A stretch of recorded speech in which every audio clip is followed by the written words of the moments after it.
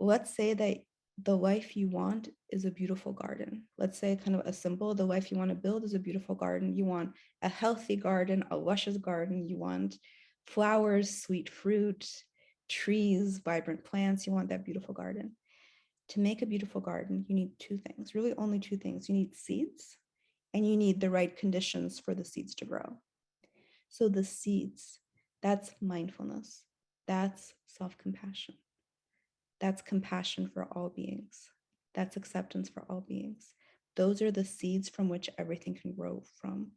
Without awareness, without an open heart, you can't plant that beautiful garden, that beautiful life. You can't build anything without that foundation. But let's say you plant the seeds, but there's weeds everywhere. You plant the seeds and there's weeds. That's also problematic. That's kind of blockages, your own mental blocks, psychological blocks, energy blocks. Energy can't flow through the blocks. That's the weeds. The seeds can't sprout. So in some classes, we weed the garden. Kind of, we just had a class, compassion, mindfulness, self-compassion. We build those seeds. In other classes, we kind of weed the garden. That's forgiveness. That's self-forgiveness. That's freedom from the inner critic. We're removing blockages. So once we've planted the seeds, we have the seeds, we remove the weeds. What do we need to do? What do these seeds need? They need energy. That's why in these classes, we come back to what are the different ways to get energy? The seeds need water, the seeds need love, the seeds need sunlight, they need energy. So for all of these teachings, I want to say, don't exhaust yourself. Like, don't exhaust yourself meditating too much. Don't meditate for 3 hours a day unless you're on a retreat and it's a certain structure. Don't exhaust yourself too much, because for real growth, you need strength, you need energy, you need prana, you need spark to transform. So let yourself sleep, let yourself eat healthy food, let yourself do things that nourish you. Spiritual growth, work with ancestors is a lot of spiritual growth. It's acceptance. Spiritual growth takes a lot of energy. So we'll do new practices, we'll try new things, we'll break patterns. That can take energy. We always need to be building our energy source. So the energy is like the fertilizer, the sun. Even literally spend time in the sun, you have energy. So when you have energy and you try a new practice, there's a shift. That's when your life changes. Things like water, sun, quality sleep, make sure those don't happen to you like once in a blue moon. Make sure that they happen as regularly as possible, not just for your physical growth and well-being, for your spiritual growth too.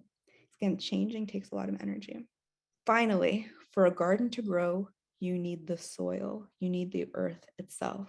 That's where we get to this class. The soil, that's the ancestral practices. The earth is ancestral practices. The seeds need to spread their roots. The seeds need to come out of something. When the soil is good, that's when you've built a good relationship with your ancestors. Good soil is when you have a good relationship with your heritage, with your lineage, with all the people that went before. That's when you feel good ground under your feet, as opposed to like an earthquake. when it's a bad relationship, it feels more like an earthquake. Seeds can't grow. If a flower is planted in like a tiny little pot, like if we have a small clay pot that's 2 or 3 inches, it's going to be a small flower. There's not a lot of soil there. If you have a good relationship with 2 or 3 ancestors at most, that's a 2-3 inch, right? That's a 2-3 inch little pot. The more ancestors you send compassion to, the more soil you have to work with. 4,000 inches, 10,000 inches, acres, endless soil. Your ancestors are like that resource that you grow from. That's the foundation. It's like taking those flowers and replanting them in a forest, and they can become big and gorgeous. Sending compassion to ancestors is very expansive. It's something that you can always come back to. Sending compassion to your ancestors, you send compassion to the whole world. In your family tree, there is everything. Working with your family tree, you actually work with the entire world. So the difference between accepting all your ancestors and not is like accepting the entire world or not. So in every family line, there's going to be all kinds of stories, and you might not even know them, but we'll do a practice where you'll say, great, great, great grandma, I accept you, your life, your path. you're accepting whatever happened there. And that's how we accept the world. It's Elizabeth. My goal is to help you follow the path to happiness with these videos. There's always something new each week. Subscribe to this YouTube channel so you see them. I'll see you soon.